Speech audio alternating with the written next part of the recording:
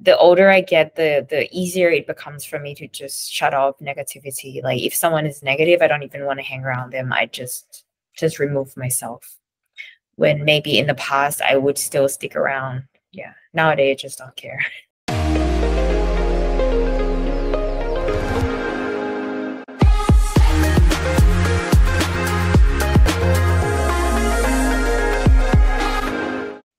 Hello and welcome to Holistic Ambition, where we talk with visionary leaders who are redefining what it means to be successful. We cover ways you can live with more well-being, meaning, and fun in your career, business, and relationships. I'm your host, Stephanie Thoma, career coach for ambitious professionals and author of Confident Introvert. Today we have Mo with us. It's been 9 years now since she launched the first version of the Happiness Planner, a planner that, instead of focusing on productivity, focuses on your happiness.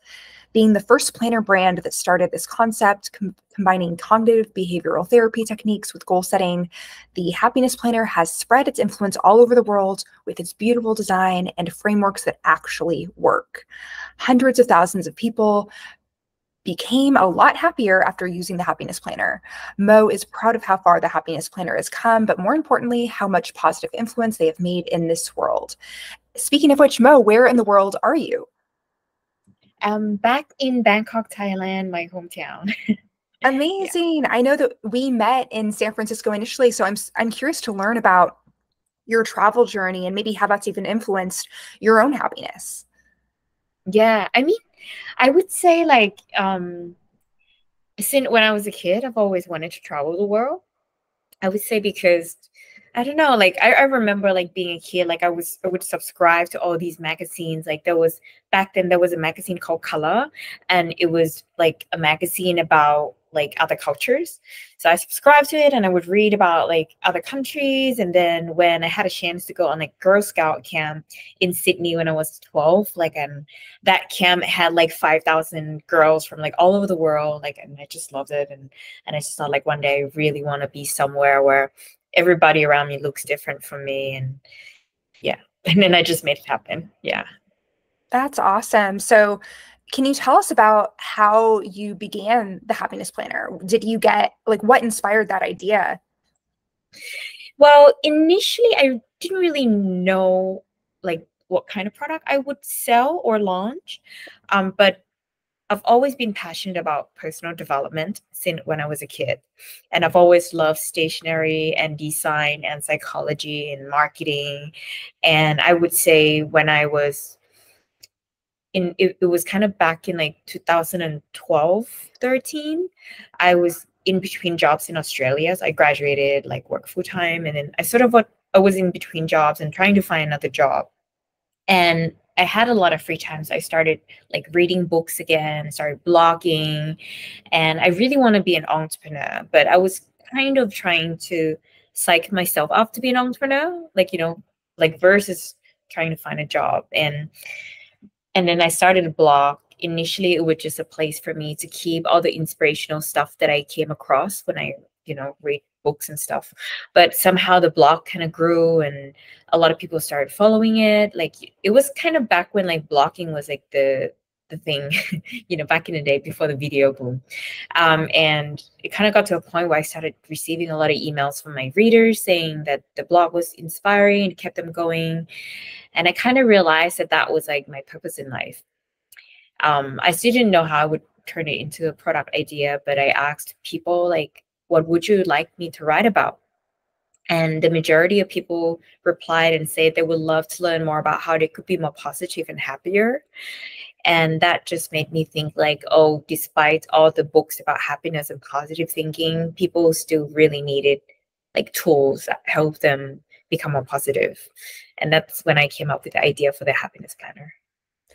Yeah, so it sounds like your journey has been one since you graduated from college of wanting to really make an impact and maybe not knowing exactly how, but getting sort of breadcrumbs and going where you're intuitively led by creating this blog, and then your readers saying, hey, we want more of this. So when it comes to going from, let's say, being a content creator to creating a tangible product, for anyone watching that's considering doing that, what would you say about that journey that was maybe a bit surprising or something that you didn't expect? I would, well, I would say, I try to be really genuine and authentic and connect with the readers emotionally, try to understand where they're coming from, understand who they are. And I think that would lead them to feel emotionally connected to you and support you. And then, you can learn more about what their problems are and then try to think of how you can solve their problems, help them solve their problems. But if they are drawn to you, there's something in you that they feel like, helps them feel better. So maybe try to think about that. Yeah. Yeah. And so it sounds like from the perspective of having people who are engaged, kind of meeting people where they're at in terms of their emotional journey and experience. And then from a business perspective, when it comes to creating these tangible products and having worldwide distribution, can you tell us about the beginnings of that and how that started and how it evolved? Yeah. Yeah. So when people told me that they wanted a tool that helped them become happier, I thought of designing a journal. Like since when I was little, like I've always journaled and I love journaling and I think it helps me reflect and like see things from a different perspective. And I just thought, oh, I think journaling could really help people practice shifting the way they look at things. And that's how I started doing research on like positive thinking, gratitude and happiness, look at all the materials available online, like try to put them together, and design the first version. So initially, in order to like get the product out, I created like a graphic mock-up and trying to find a supplier that could make that happen. And also I asked people if I was to actually get these made, would they actually buy it? And hundreds of people said that they actually like 1,000 people said that they would buy it. And that gave me the confidence that, okay, I think I should take a leap of faith and give this a go. Yeah. Wow. Yeah. So, okay, 1,000 people said they would buy it. How big was your community online at that time? Yeah, I had about 30,000 readers at the time. Yeah. Amazing. So, I'm curious, did you ever have any other entrepreneurial endeavors before Happiness Planner or maybe even during or after? Yeah, I would say when I was at university in Australia, I was a promoter. So I moved there. I didn't know anybody, but I thought I'm good at marketing. I should just use Facebook to, at the time, like, Facebook as a marketing tool to get people to go to the clubs that I promote and sell tickets to music festivals. And somehow I was really good at it and I started getting a lot of followers from it. So I would say that's like my first real entrepreneurial journey. Yeah. Yeah, I think it's so common for people to kind of more or less build other people's dreams, like those event producers, and then getting to a place where it's like, wait a second, I could do this for something that I create. And when it comes to thought leadership, you do have a TEDx talk about finding happiness within. So can you tell us a bit about that experience of, did you feel like you wanted to do a TEDx talk? Did someone approach you? And that whole journey, because that's such an accomplishment. Congratulations. Thank you. Yeah, well, basically, a friend was like a TEDx speaker, and then he referred me. And so they reached out to me and they loved the product and they wanted to give me an opportunity to talk about like my brand and like my mission, my purpose. So I accepted it, yeah. And the message is all about like finding happiness from within, like, it's all about the state of mind, like your perspective, the way you think, and these things can be practiced. Yeah. What's an example of something that's helped you get through times that were less than happy? And after you share that, I'd like to know about sort of the contrast of if you have felt like for most of your life, you've been pretty happy and that was a catalyst for the Happiness Planner, or if you have really been in that contrast. So I'm curious now, what's a strategy that you use when it's hard to stay happy? It's I would say like it's all, like it's all about practice. So even yesterday I was hanging out with my friends and we were talking about like overthinking and stuff. And I used to overthink too. And I had to learn to just tell myself to like stop thinking and just shift my focus to the present moment and start doing something that I know would make me feel good in the moment. And I had to practice that over and over until it's kind of easy to switch, my brains off and then start shifting the focus to the very moment. Like, for example, I know that if I exercise, if I play the piano, if I whatever it is that I do and I feel better, I just stop thinking about my worries and then I just shift focus to taking action in the present moment to make myself feel better. So that's what I do. And also trying to remind myself that things are working behind the scene, to happen in the future.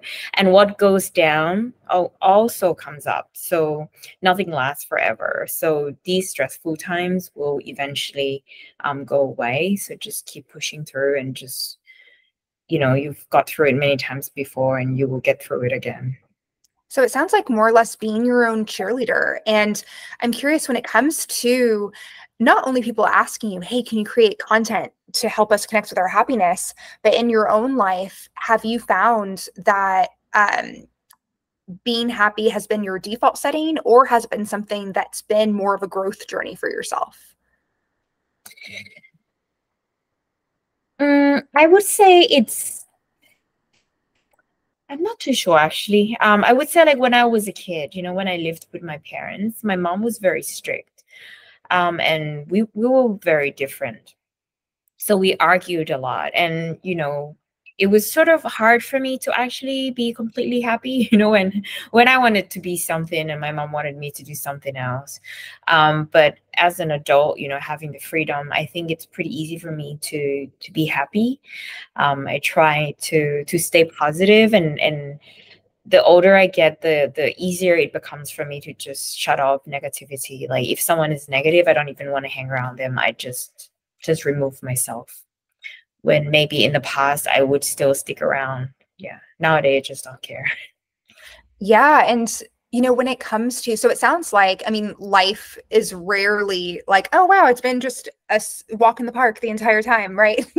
We all have our experiences and our journeys. And what you said about redirecting your focus. And I'm curious, when it comes to journaling, does the journal even recommend that you dive into some of those sticky emotions, or that you redirect your focus? And yeah, can you tell us more about, that mindset skew? Yeah, I mean the happiness planner, like the planner itself, I designed it to ask people to basically to be able to see the positive side of the negative things, and if you can shift your focus that way, then you can learn to see that like, oh, something that seems negative might just be a blessing in disguise, or it's just there to help you develop character. And when you learn to see this over and over, it kind of like you start to change the way you look at things.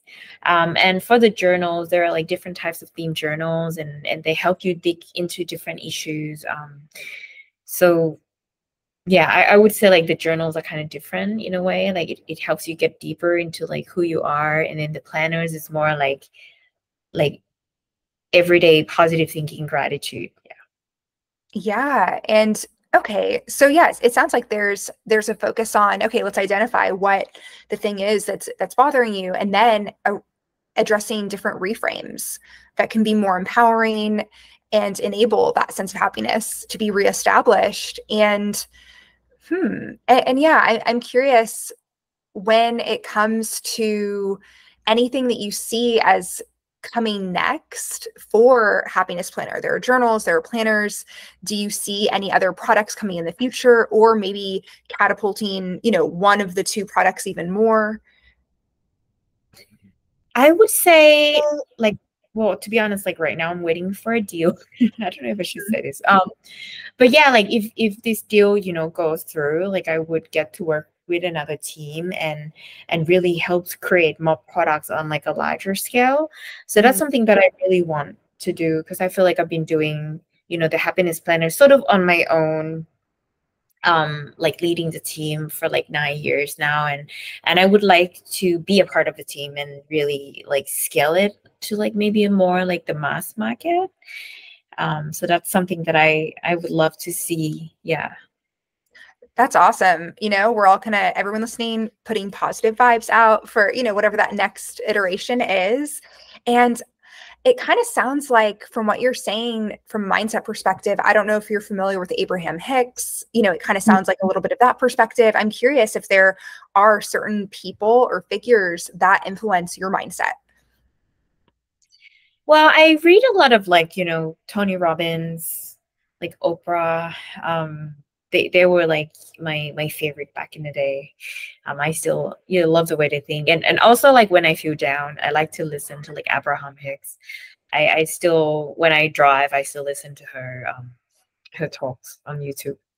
Yeah, and like I like Louise Hay as well. I like female voice actually. Yeah, it's very soothing and just keep me feeling better. A lot of the classics. And, I'm curious, when you think of ambition, how do you define that for yourself? I would say like right now at this stage of my life, like ambition is more about balance and fulfillment. Um, yeah, I think like, for a lot of ambitious people, like when we were growing up, the majority of ambitious people that I met, we all had parents who kind of, made us study hard, and like we kind of had to prove ourselves a little bit, to our parents that we could succeed at school, we could be something. And sometimes it gets to a point when you're a bit older and you're just like, I have come to this self-acceptance and I'm just gonna love myself unconditionally no matter what. And to me, that is like the most important thing, like as we get older. Yeah. To give yourself that unconditional love. And I think a lot of listeners can likely relate to different external pressures that kind of make you feel like you have to prove, your worth or something like that. So that's a beautiful thing to bring up. And when it comes to holistic ambition, what does that mean to you?